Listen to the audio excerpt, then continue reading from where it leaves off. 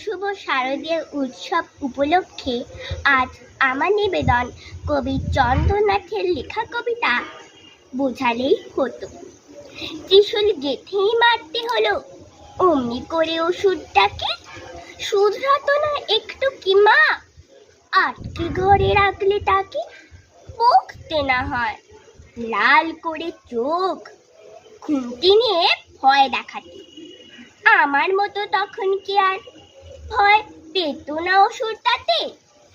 বলতে তোমার বন্ধ খাওয়া করলে এমন অবাধ্যতা, তোমার সঙ্গে দেখবে কেউই বলবে না আর একটা কথা। দুর্গা ঠাকুর দেখতে তাতেই দোকান ধরে বলতো ওষুধ, হাই মাইজি গলা ধোয়া, মাফ कीजिए আমার কসুর।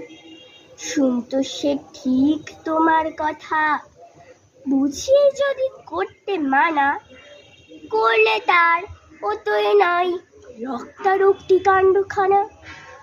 কিন্তু মাগো করলে কি বুঝিয়ে বলার পন্থা ছেড়ে, সঙ্গ দোষে গোয়ার হাওয়া ওষুধটাকে ফেললে মেরে। নমস্কার। ভালো হয়েছে।